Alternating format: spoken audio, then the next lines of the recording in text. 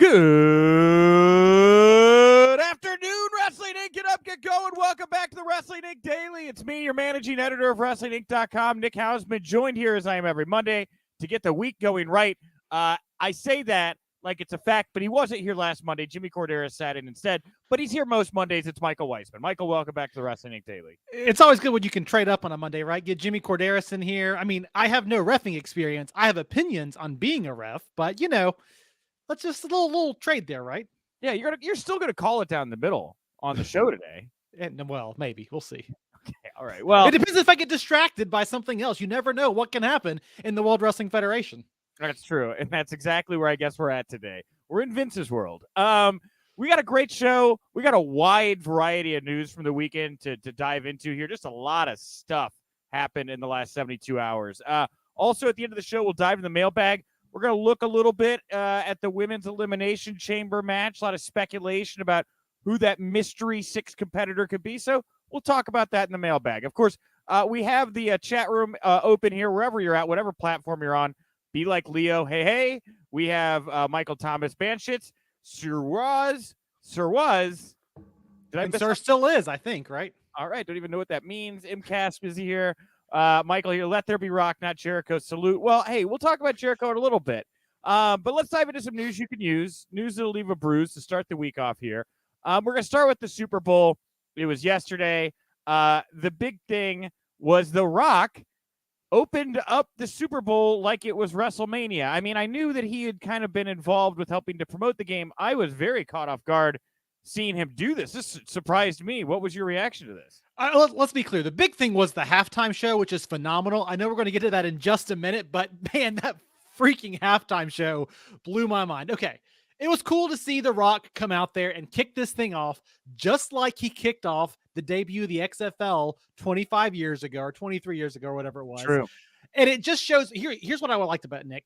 He didn't just come out there to kick off the Super Bowl. He cut a freaking Rocky Maivia. If you smell what The Rock is cooking, finally, we're back here. He cut a pro wrestling promo to do this, which is just phenomenal. Yeah, no, I wholeheartedly agree with that. And when I was thinking about the XFL, obviously, like, Dwayne owns the XFL now, right?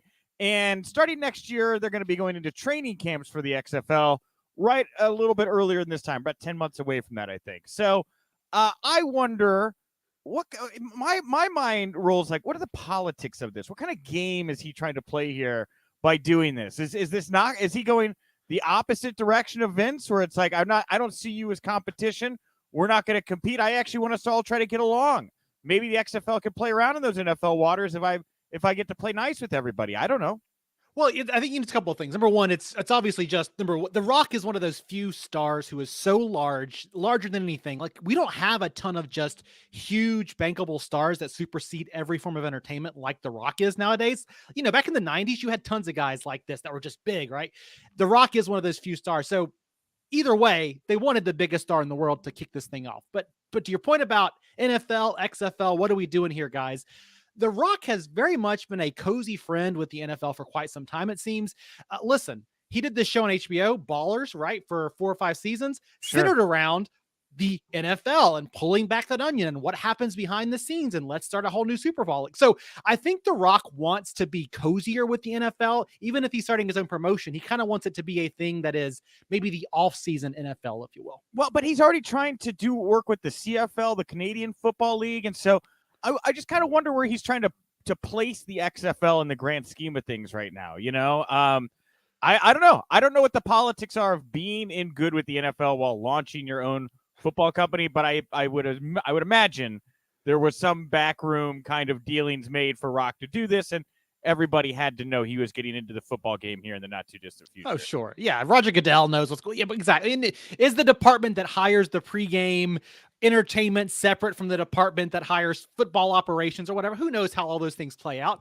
But The Rock being embedded in football, I mean, he's obviously a movie star, a pro wrestling star, but continuing to be embedded in football while trying to start your own football league. There's a little bit of backroom genius there with, hey, I'm on the Super Bowl and you want to come play with me after your NFL career is over or after your college career is over? I got it all, baby, right? Yeah. Well, you bring it up, the halftime show. We already have people here, by the way, talking about it in the chat room. Yeah, at the Super Bowl, there was this big halftime show. Dre, Eminem, 50 Cent, Snoop Dogg. And WWE's official Twitter account posted a video clip of John Cena performing the song Word Life in his Doctor of Thugonomics persona. It was then deleted.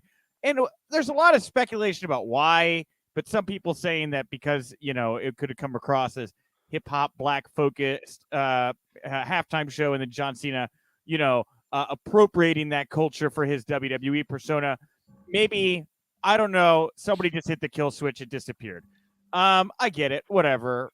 I get it. But you like the halftime show? You thought it was good? I thought the halftime show was phenomenal, and I feel like I am that target demographic, right? There's this joke going around on Twitter that we're all like, hey, finally, they stopped making a halftime show for the old timers and made a halftime show for, oh, crap, that makes us the old timers, doesn't it? And I feel like that, right?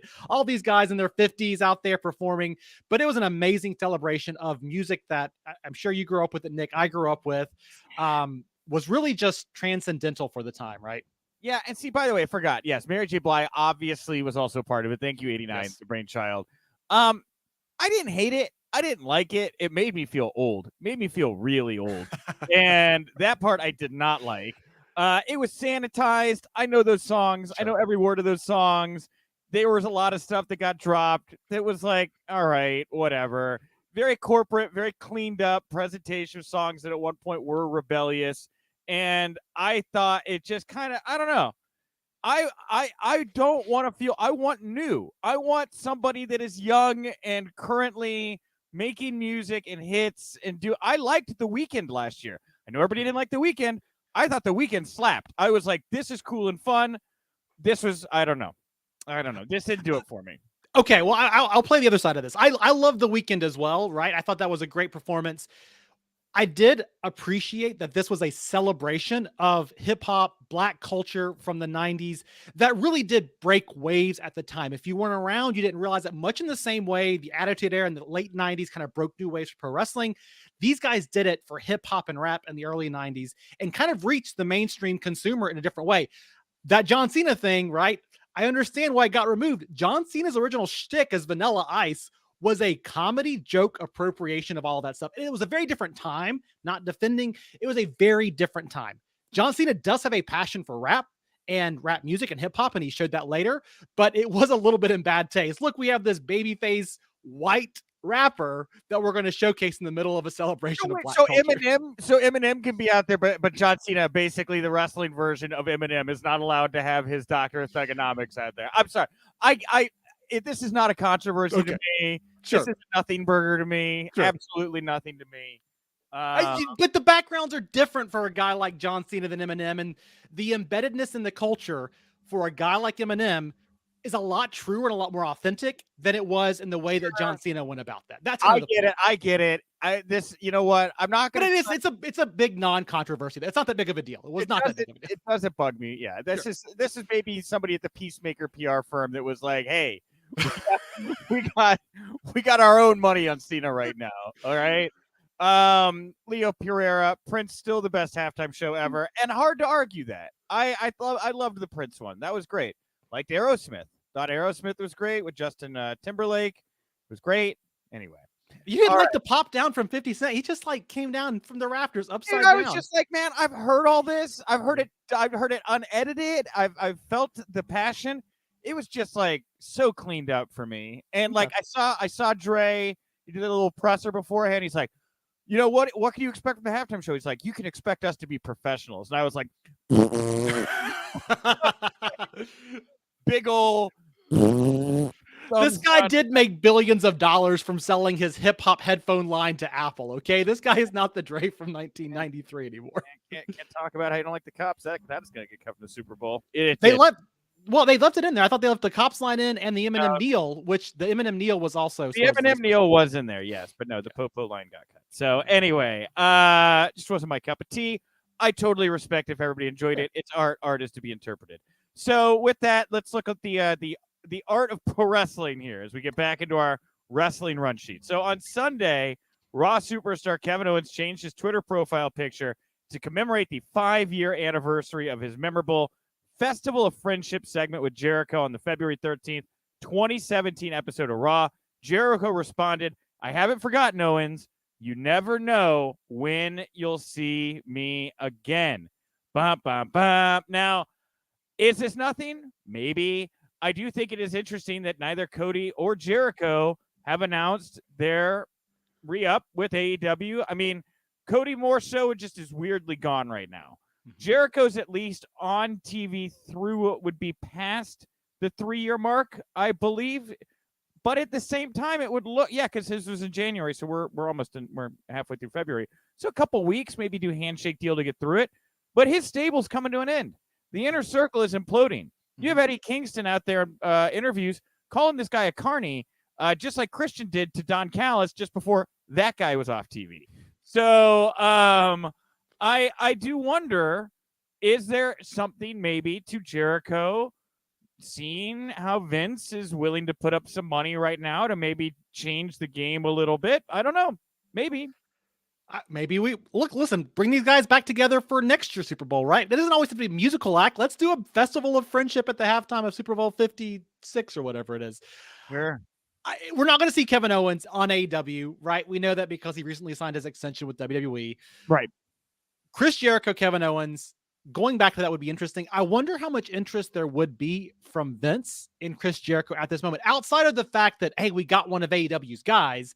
I just feel like Jericho's not the kind of guy that Vince brings in, especially, no offense, at his age. He's his shape and everything's been great. He can wrestle, but at his age, Vince never put him in that same platform that he put some of the other legends and veterans in. So I just kind of wonder, would there be interest from WWE? Well, yes and no. Yes and no.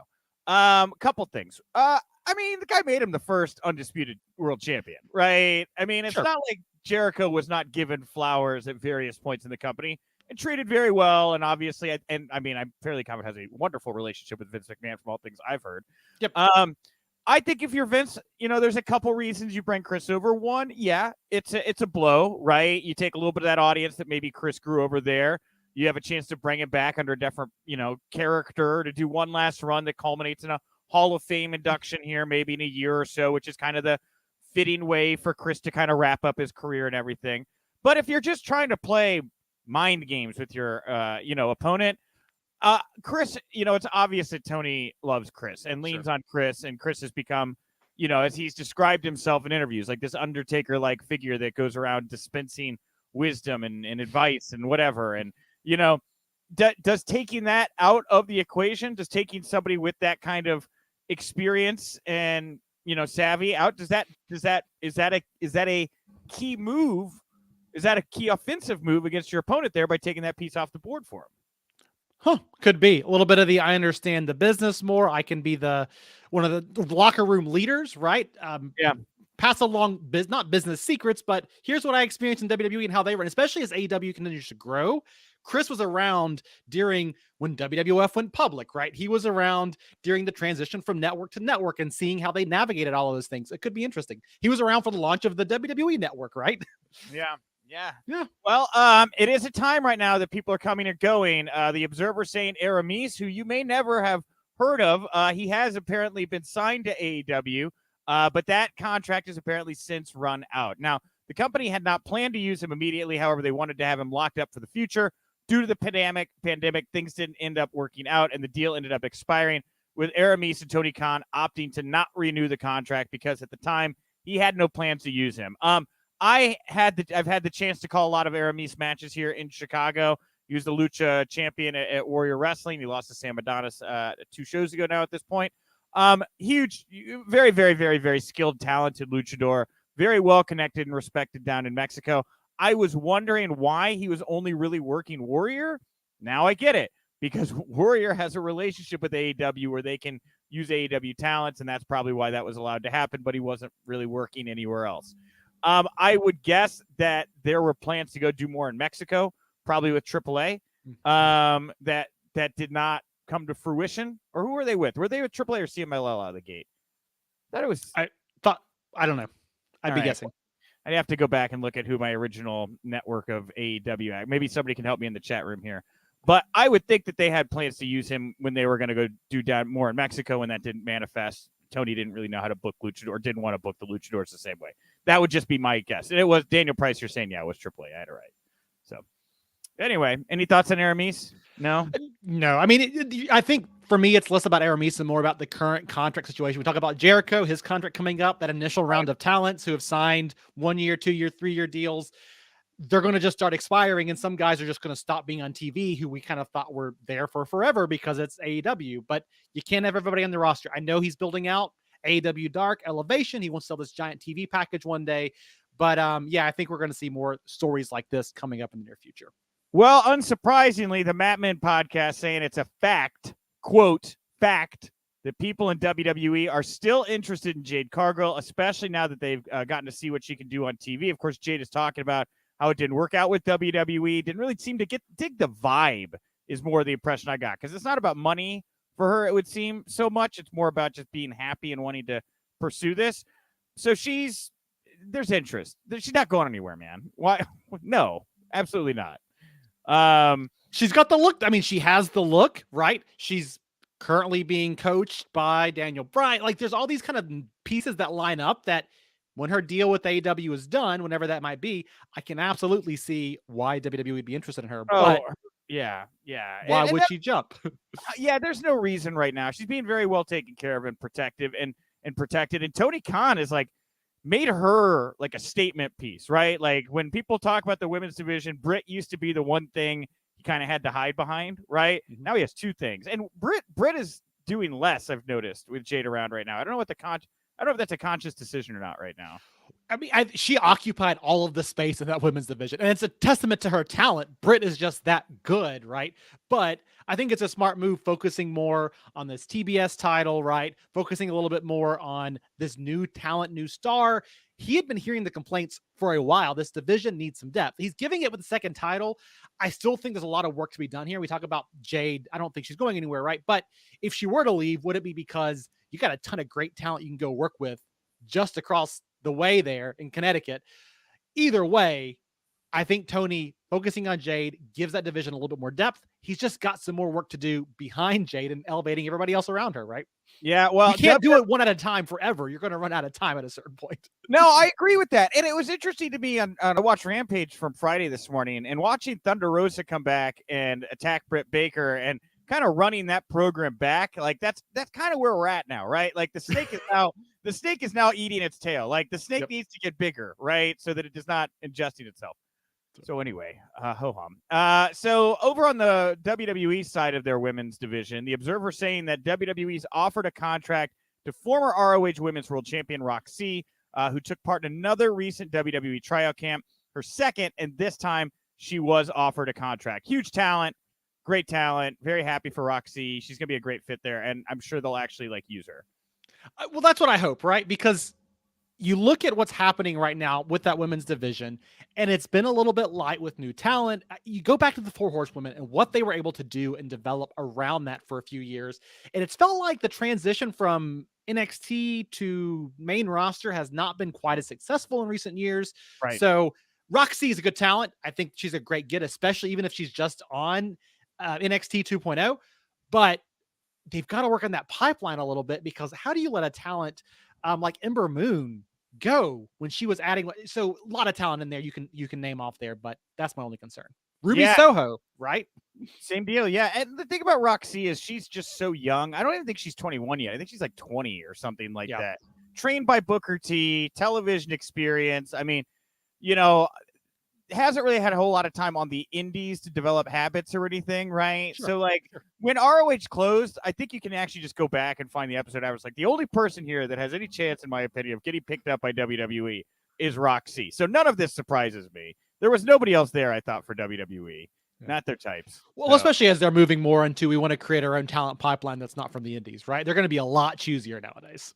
Well, Mustafa Ali took to Twitter over the weekend. He tweeted out, I'll see y'all in 2.5 years, is what he said. Basically letting us know when his contract is up and when we could probably see him wrestle again.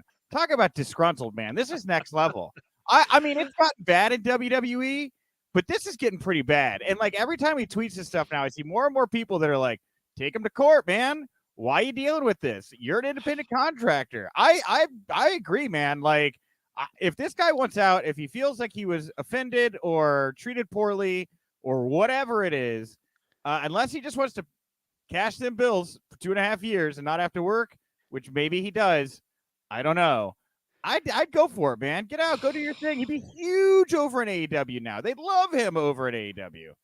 I have no idea what kind of contract he is currently under.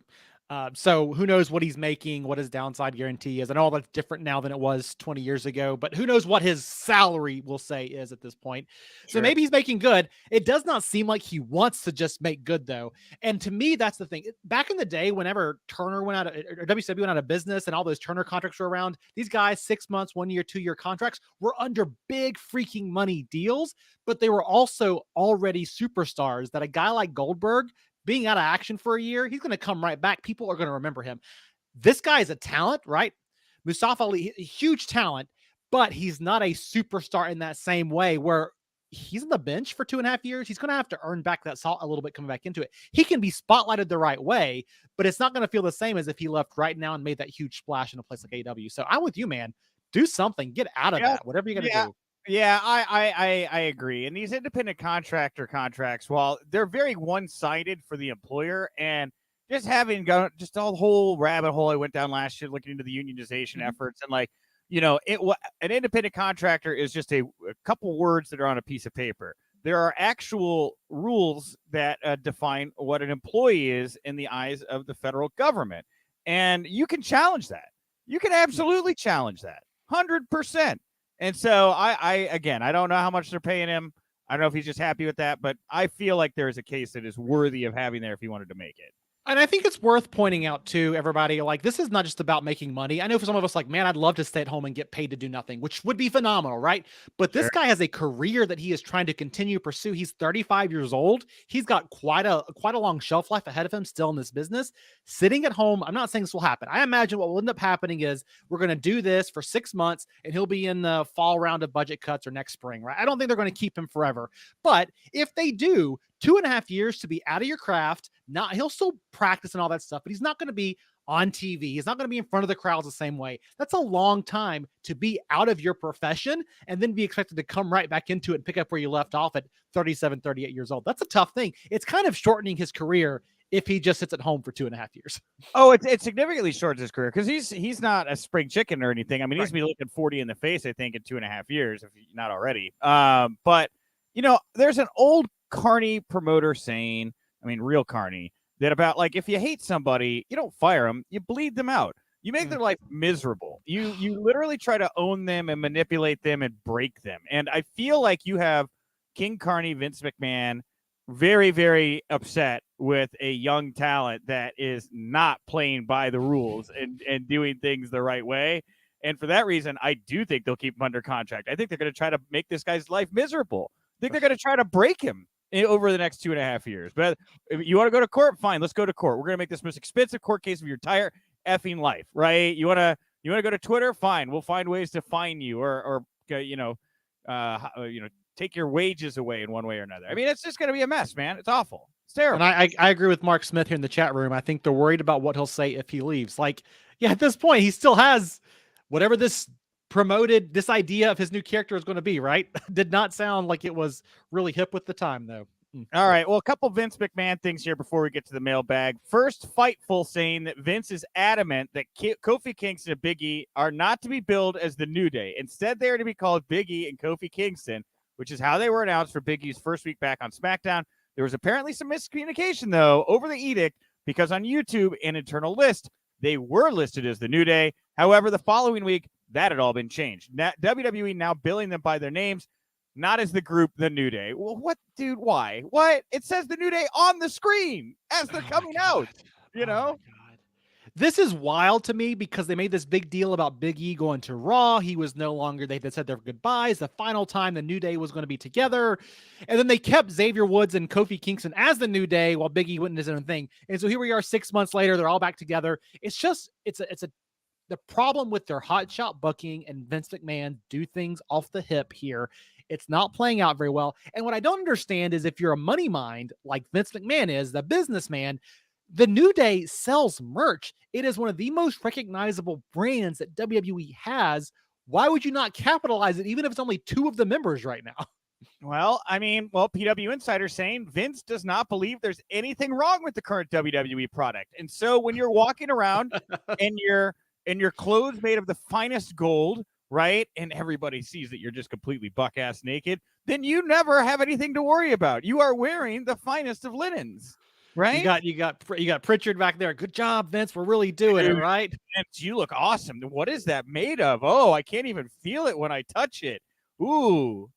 That man You got Nick Khan pointing to the Excel spreadsheet. That's all green, green, green, green, green, green, green, green, green. The thing is, people talk about the end of the Attitude Era and WCW being sold as the thing that killed the pro wrestling business, or changed the trajectory of the pro wrestling business. Is not dead, but changed the trajectory of it. Right. The thing that changed WWF or WWE back in the day was when they went public. And that changed everything about the focus of this company. And Vince, of course, he's making tons of money, has huge TV deals, right? He can just kind of do what he wants to with creative. Why would he think there's anything wrong? He's not looking at TV ratings week over week. He's looking at that bottom corner on the Excel spreadsheet that tells him he's made more money last quarter than the previous quarter. That's all he cares about. Yeah.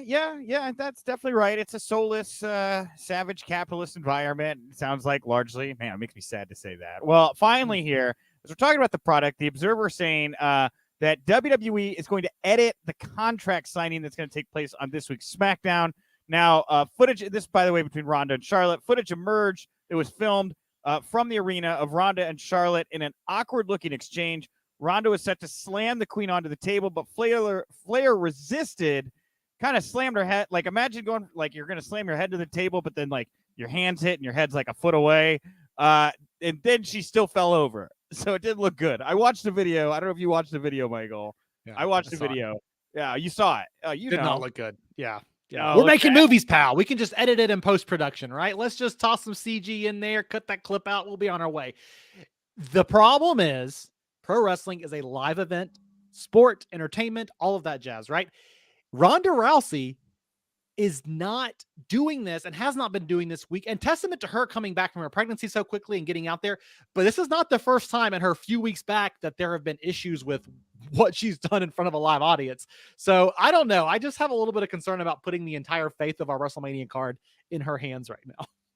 All right, Michael. Well, I want to thank you for joining me at the top of the show to talk all the news today. Thank you, everybody, for tuning in. It's been a great show. We got a little bit more to go here. We're going to dive into the mailbag right now at Wink Daily, WINC Daily. That's the account to follow over on Twitter. If you want to vote in our daily polls, today's poll question, a heater.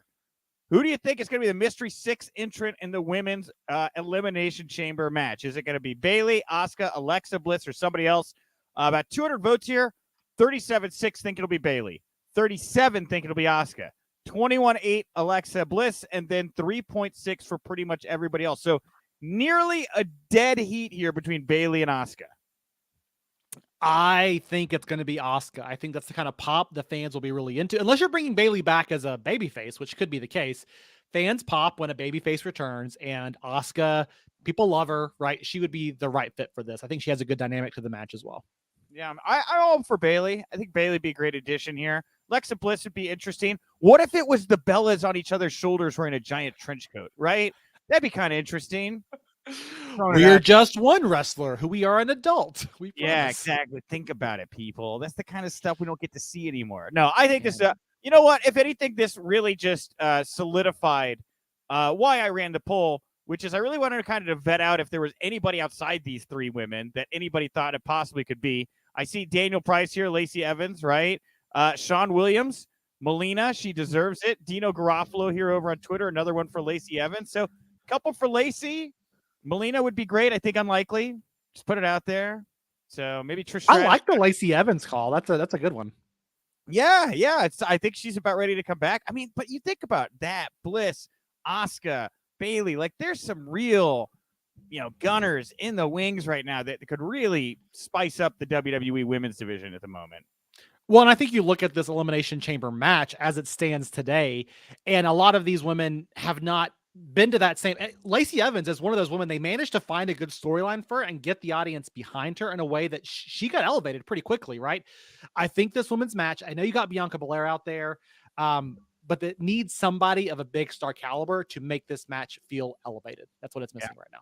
All right, everybody, we're going to call it a day there. Thank you all so much for tuning in. I'm going to be back here tomorrow. I'm going to have Second City Chicago main stage cast member EJ Cameron on the show here to talk all the latest pro wrestling news. And tomorrow, I'm actually going to play the audio from the C2E2 panel I hosted with Matt Cardona and Ken Anderson.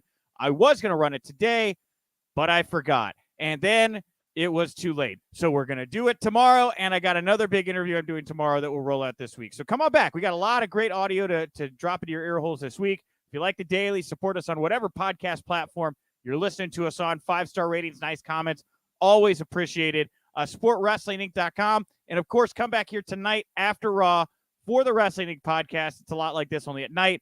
And it's different voices. Also, before I throw to you, Michael, super chat from Mike D. Demolition with Crush. 2022 Hall of Fame. Bless. Boom. Bless. Boom. Bless. Thank you. Michael, what do you want to put over? Put over that Super Bowl halftime show again because I really dug it. But more importantly, just want to thank you all. It's a lot of fun being back here today with you this week, Nick. I am on Twitter at The Real Wiseman. Enjoy the conversation. Let me know what you thought about this show.